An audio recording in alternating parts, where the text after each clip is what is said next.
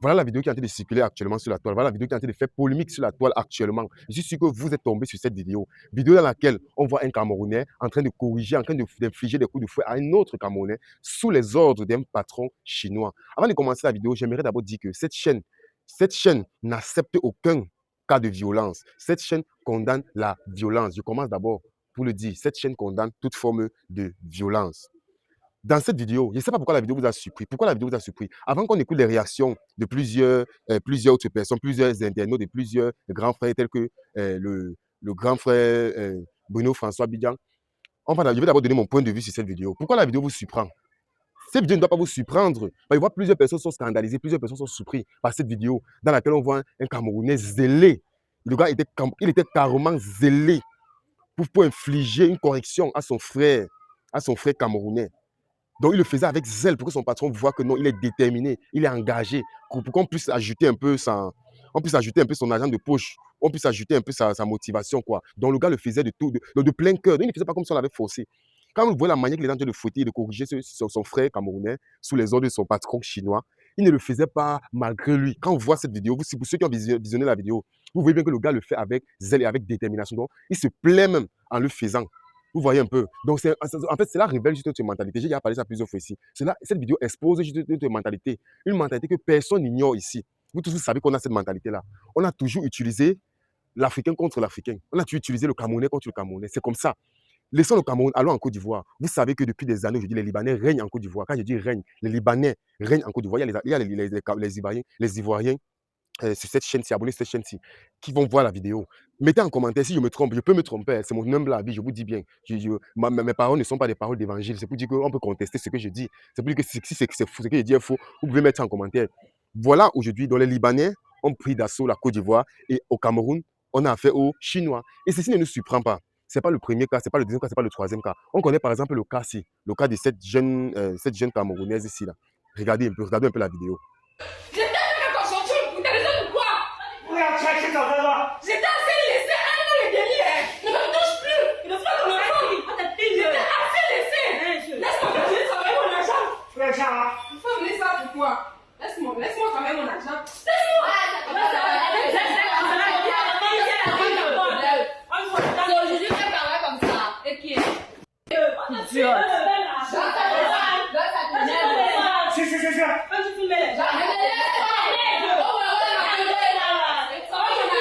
Vous avez regardé la vidéo, comme moi.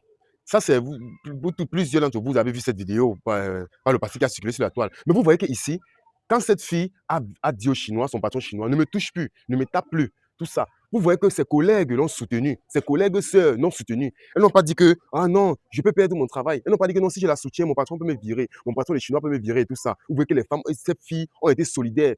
Vous voyez que ces filles ont été plus courageuses que ces hommes-là, ces hommes musclés, robustes et tout. Mais regardez maintenant du côté des hommes. Allons-y maintenant du côté des hommes, de nos frères camerounais. Regardez ce qui se passe. Il a dit que, je ne sais pas ce que le frère camerounais a fait. Peut-être bon, les rumeurs circulent qu'il a peut-être volé un paquet de pâtes et tout. Je ne sais pas trop. Nous sommes dans un pays où il y a la justice, d'un pays de droit où il y a la justice, il y a la loi et tout pour gérer ces affaires-là. Il y a le commissariat, il y a la gendarmerie, il y a toutes sortes d'institutions pour gérer cette affaire.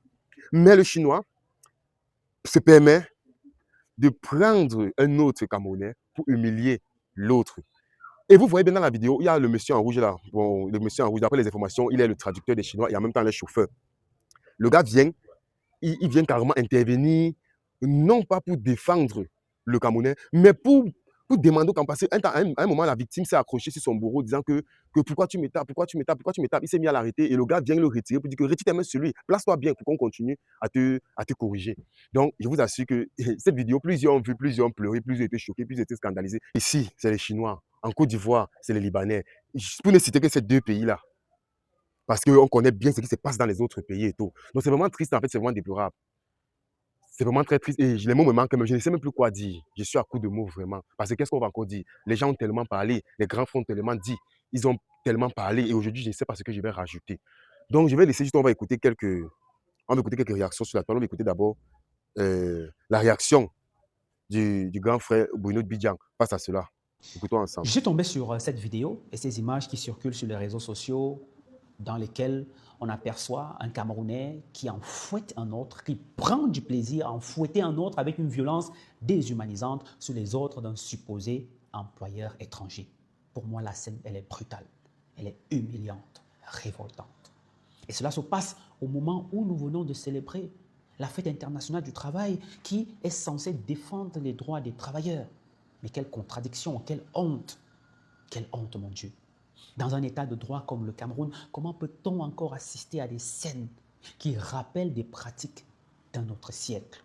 Comment peut-on accepter qu'un homme soit traité comme un animal, battu, jusqu'à ne plus pouvoir se relever, puis tiré au sol pour continuer le supplice?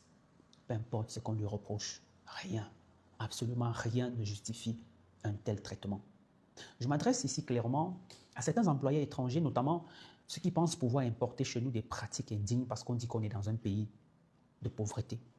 Vous êtes accueillis chez nous, bien accueillis chez nous, dans ce pays. Vous y travaillez, vous y prospérez. Mais cela ne vous donne aucun droit de bafouer la dignité des Camerounais.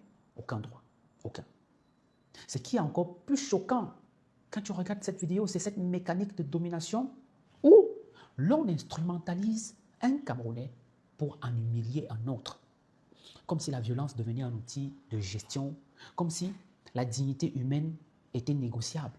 Non, elle n'est pas négociable, ce n'est pas acceptable. Et cela ne doit pas passer. Et donc, j'en appelle aux autorités camerounaises, cette affaire ne doit pas être étouffée. Une enquête doit être ouverte. Les responsabilités doivent être clairement établies. Tous les acteurs impliqués, sans exception, doivent répondre de leurs actes et on doit les présenter à la place publique. Il en va de la crédibilité de notre pays en tant qu'État. Il en va du respect qui est dû à chaque citoyen camerounais. Il en va de notre souveraineté morale. Car au-delà de cette vidéo, c'est une réalité plus profonde qui interpelle. Combien de travailleurs camerounais subissent encore dans le silence des abus, des humiliations, des violences dans certaines entreprises qui sont gérées par les étrangers, qui sont créées par les étrangers? Non, c'est trop, c'est beaucoup trop. Il est temps de dire stop. Il est temps de protéger les nôtres. Il est temps de rappeler que le Cameroun n'est pas une zone de non-droit. La dignité humaine n'est pas négociable. Elle n'est pas négociable, jamais négociable. Il faut faire quelque chose. Et je profite de l'occasion pour lancer un appel. Si quelqu'un a le contact ou le numéro ou connaît ce jeune Camerounais qui a subi ce supplice, que la personne me contacte, je voudrais entrer en contact avec lui. Ça fait mal. Ça fait très mal.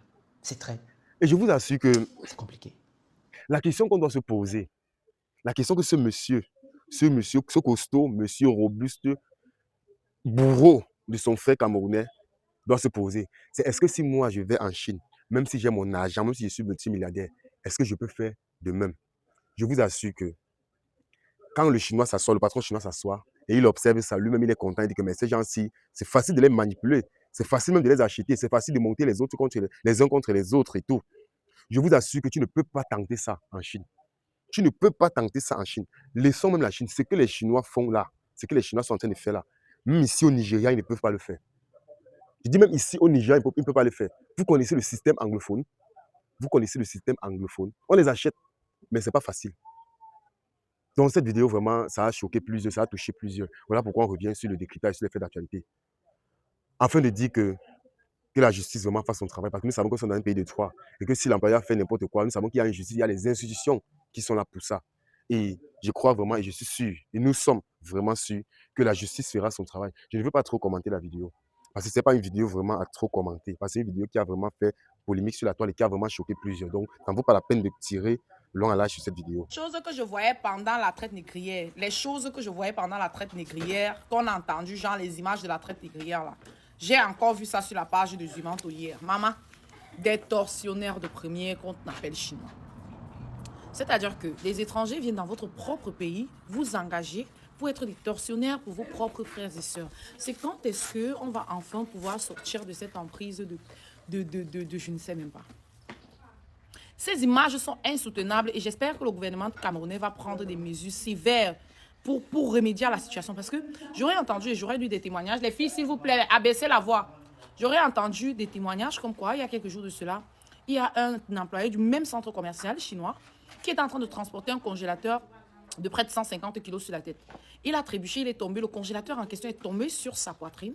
Et quand il a voulu revendiquer l'assurance pour prendre soin de lui parce que la poitrine a commencé à gonfler tout de suite, on a appelé la police ou bien, je ne sais pas, le corps de l'armée, un corps de l'armée, pour venir mettre le gars en question. D'ailleurs, il a porté plainte, on ne sait pas à quel point c'est. En gros, si l'affaire ne tombait pas, parce qu'on sait qu'avec la pression des réseaux sociaux, quand même, quelque chose va être fait.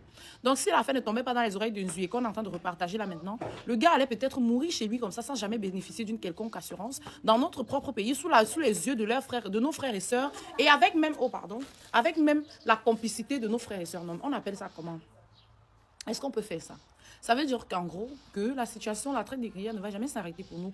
Ou bien de quoi est-ce qu'il s'agit? C'est-à-dire que à quel moment, chers Chinois, qui de nous peut venir chez vous avoir le comportement que vous avez là? Et c'est pas la première fois qu'on voit des conneries pareilles. Dans des chantiers, c'est pareil. Ils passent le temps à frapper sur nos frères. Et Dieu merci, au moins, s'il y a certains de nos frères qui se défendent quand c'est directement. Mais là, on voit un noir en train de taper un autre.